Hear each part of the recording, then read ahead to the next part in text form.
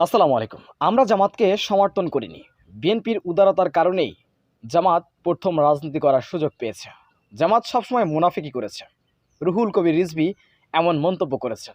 সুপ্রিয় দর্শক, রুহুল কবির রিজভী অর্থাৎ বিএনপির যে সকল নেতারা জামাত বিদ্বেষী, হারুন যিনি ইতিমধ্যে বাংলাদেশের আলেম ওলামাদের বিরুদ্ধেও তিনি কঠোর ভাষায় সমালোচনা করে যাচ্ছেন। দুদু নামের একজন নেতা আছে, তিনিও সমালোচনা করে যাচ্ছেন। আমি তাদের এ সকল নেতাদেরকে উদ্দেশ্য করে কিছু কথা বলবো এবং বিএনপি যারা তৃণমূল পর্যায়ের নেতারা আছেন বা কর্মীরা আছেন তাদের একটু জানা প্রয়োজন। সুপ্রিয় দর্শক, জামাত ইসলামী যে ত্যাগ স্বীকার করেছে, যে ৫ জন নেতাকে ফাঁসি রশিতে ঝুলিয়ে হত্যা করলো নির্মমভাবে, অসংখ্য আল্লামা হোসেন সাঈদীকে ইঞ্জেকশন পুশ করে হত্যা করলো, এর একমাত্র দায় হচ্ছে বিএনপির। কেন বলছি কথা? বিএনপির সাথে জোট করার কারণে, বিএনপির সাথে থাকার কারণে জামাত ইসলামের প্রতি এই বর্বর নির্যাতন নেমে এসেছে সব থেকে বেশি। এর জন্য বিএনপি দায়ী। তারপরেও জামাত ইসলামী বিএনপির হাত থেকে তারা হাত সরিয়ে নেননি। যদি আওয়ামী লীগ থেকে প্রস্তাব আসছিল, বিএনপি জোট থেকে যদি জামাত ইসলাম সরে আসে, তাহলে জামাত ইসলামের পরে এরকম নির্যাতন করবে না বা তাদেরকে ক্ষমা করে দিবে, তাদেরকে মুক্ত করে দেওয়া হবে। কিন্তু জামাত ইসলামী তাদের বন্ধুত্বের হাতকে তারা বিচ্ছিন্ন করেননি। আর তার ফলে মৌলানা মতিউর রহমান নিজামী, আলী হাসান মোহাম্মদ মুজাহিদ, কামারুজ্জামান, মীর কাশেম আলী সহ আব্দুল কাদের মোল্লা এদেরকে নির্মমভাবে হত্যা করেছে মিথ্যা ট্যাগ ব্যবহার করে। এছাড়াও ইসলামী ছাত্র শিবির এবং জামাত ইসলামের প্রতি বর্বর নির্যাতন করা হয়েছে। অসংখ্য মানুষকে গুম করা হয়েছে, হত্যা করা হয়েছে এবং বিচার বহির্ভূত হত্যা অসংখ্য রয়েছে। রাজপথে পুলিশ দিয়ে তাদেরকে হত্যা করিয়েছে। এটা আপনাদের সামনে পরিষ্কার। সেই বিএনপি যখন বলে জামাত ইসলামকে আমরা সমর্থন করি না, আমরা উদারতা দেখিয়েছি, এবং সবথেকে লজ্জাজনক বিষয় হচ্ছে জামাত ইসলামকে মুনাফিক বলছে। মুনাফিক আসলে কারা? জামাত ইসলামী বিএনপি জোড়ে থাকার পরেও আপনাদেরকে একটু বলি, যারা তৃণমূল পর্যায়ের কর্মী নেতারা আছেন, আপনারা একটু মন থেকে বলেন, জামাত ইসলামের পরে যখন 12 সালে 13 সালে যখন বর্বর হামলা নির্যাতন চালানো হতো, জামাত ইসলামীর নেতাদেরকে একের পর এক ফাঁসি দিচ্ছিল, ইসলামী ছাত্র শিবির এবং জামাত ইসলামের কর্মীরা যখন রাজপথে মিছিল বের করত, বিক্ষোভ মিছিল, গুলি করে এক আল্লামা হোসেন সাঈদীর জন্য প্রায় 200 মানুষকে হত্যা করেছে। তার ফাঁসির রায় দেওয়ার কারণে রাজপথে জামাত শিবিরের লোকজন এবং যখন বেরিয়ে আসে তাদেরকে নির্বিচারে গুলি করে 200-এর অধিক শুধু এক সাঈদীর মিছিল থেকে গুলি করে হত্যা করা হয়েছে। এই রকমের এভাবে তাদের পরে নির্যাতন করা হয়েছে, অথচ বিএনপির পক্ষ থেকে কোনোদিন বিবৃতি আসেনি। এই গুলি করে গণগুলি করে তাদেরকে হত্যা করা হচ্ছে, ফাঁসি দেওয়া হচ্ছে জামাতে, তাদেরকে কোনোদিন বিএনপি তাদের বিবৃতি পর্যন্ত তাদের দিতে পারেনি। সেই বিএনপি যখন বলে জামাত ইসলামী নাকি মুনাফিক, তখন সত্যি বলার কিছু ভাষা নেই। জামাত ইসলামী যখন ঘুরে দাঁড়িয়েছে, জামাত ইসলামী তখন তার নিজস্ব শক্তি নিয়ে বাংলাদেশে তারা এই প্রথম ভালোভাবে তারা কিন্তু কথা বলার সুযোগ পাচ্ছে, কাজ করার সুযোগ পাচ্ছে। জামাত ইসলামী চাঁদাবাজি করছে না, গুন্ডামি করছে না, মাস্তানি করছে না, বিএনপি সবই করছে। যখন বাংলাদেশের মানুষ, জনগণ যখন জামাত ইসলামের দিকে এগিয়ে যাচ্ছে, ভালোবাসতেছে, তাদেরকে প্রশংসা করছে, তখনই বিএনপি এই ধরনের বুলি তারা ওড়াচ্ছে। এটা অত্যন্ত নিকৃষ্ট কথা, অত্যন্ত ঘৃণিত কথা। রুহুল কবির রিজভীদের মুখে এ ধরনের কথা শোভা পায় না। তাদের লজ্জা থাকা উচিত। জামাত ইসলামের কারণে বা জামাত ইসলামী যে ভূমিকা রেখেছে এই আন্দোলন সহ গত 16 বছরে, জামাত ইসলামী যদি না থাকতো, আপনারা একা একা থাকলে এতদিন হারিয়ে যেতেন। জামাত ইসলামীকে যেভাবে নির্যাতন নিপীড়ন করা হয়েছে, ইসলামী ছাত্র শিবিরকে যদি আপনাদের পরে এর 10 ভাগের 1 ভাগ করা হতো, আপনার বিলুপ্ত হয়ে যেতেন।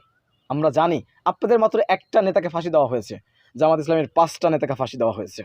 আপনাদের কজনকে গুম করা হয়েছে? জামাত ইসলামের অসংখ্য মানুষকে গুম করা হয়েছে। আমরা জানি, আমরা অস্বীকার করছি না যে বিএনপি নেতাদেরকে গুম করা হয়নি, অবশ্যই গুম করা হয়েছে। সেই তুলনায় জামাত এবং শিবিরের অসংখ্য নেতাকে গুম করা হয়েছে। 5 ডবল 10 ডবল করে বিএনপি থেকে জামাত ইসলামী নেতারা নির্যাতিত, নিপীড়িত হয়েছে।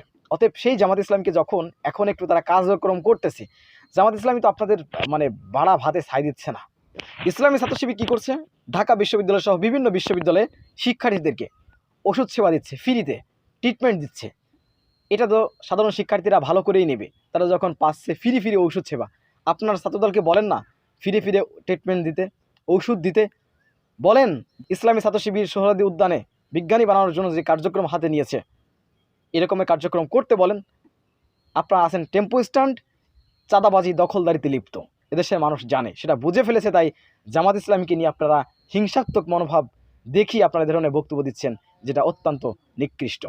এদেশের মানুষ আপনাদের বক্তব্যকে আওয়ামী লীগের হাসান মাহমুদ ওবায়দুল কাদের, শামীম ওসমানদের বক্তব্যের মতন আপনাদের বক্তব্যকে দেখে।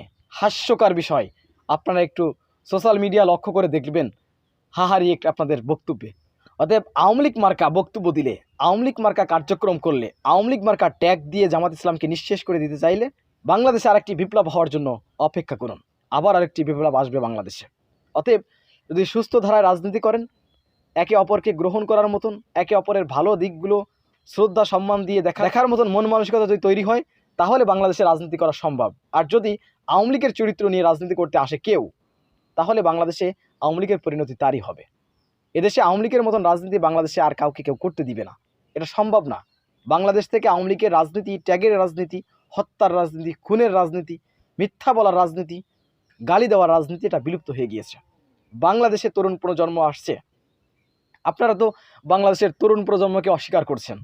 যাই হোক, সে বিষয় নিয়ে আমি আরেকটি ভিডিও আপনাদের মাঝে দিব। এই বিষয় নিয়ে আমি এই ভিডিওতে কথা বলতে চাচ্ছি না। আপনারা কি শুরু করেছেন, এটার পরিণতি যে কী হবে এটা আসলে আমরা কল্পনা করতে পারছি না।